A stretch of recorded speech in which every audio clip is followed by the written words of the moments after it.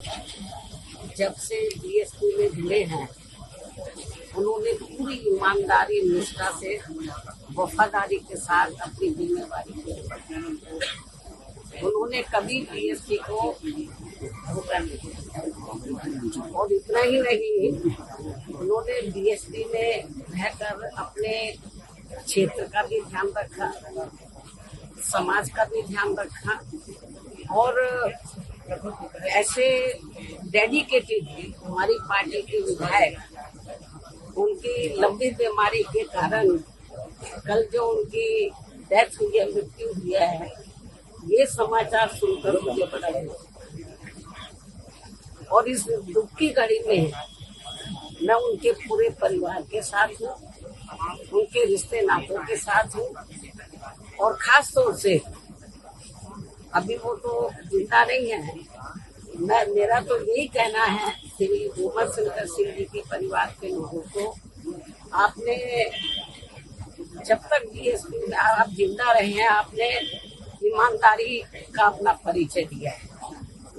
आपको ये मालूम है कि वो बिजनेसमैन थे और अक्सर आपने देखा है कि जो बिजनेसमैन होते हैं, जब सत्ता परिवर्तन होता है तो वो परिवर्तन पार्टियां बदल देते हैं, उतार चढ़ाव आए, लेकिन उन्होंने पार्टी को धोखा नहीं दिया और मुझे तो सही मायने में वो अपनी सगी बहन की तरह मानते थे।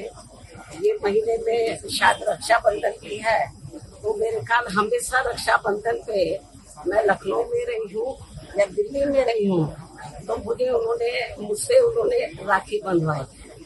भाई तो बहुत बने, जुल्म कास्ट को छोड़कर सब धोखा देके चले गए, लेकिन इन्होंने धोखा नहीं दिया। और मैं आज ये कहना चाहती हूँ उनके परिवार के लोगों को, इस दुख की घड़ी में हमारी पार्टी उनके साथ है और उनका एक बेटा है, बेटी शादीशुदा और बेटा भी, सब मुझे बहुत आदर सम्मान देते हैं।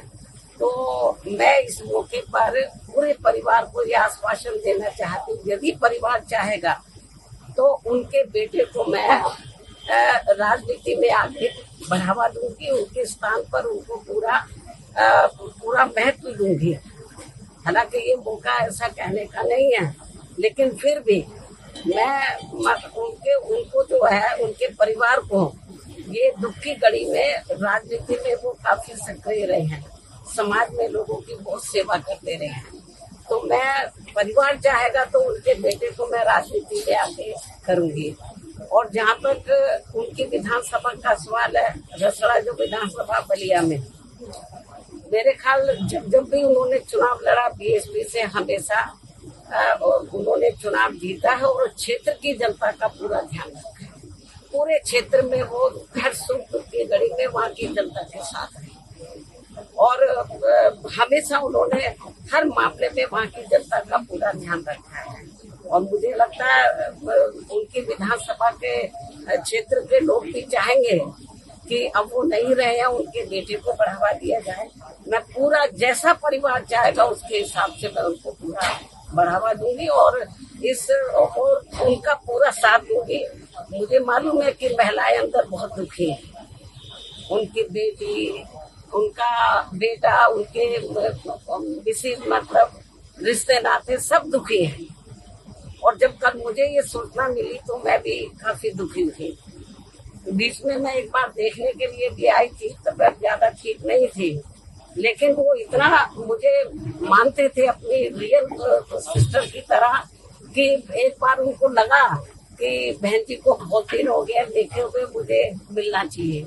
तो मैंने कहा कि आप बीमारी की हालत में क्यों आए, मैं आ जाती आपके घर में।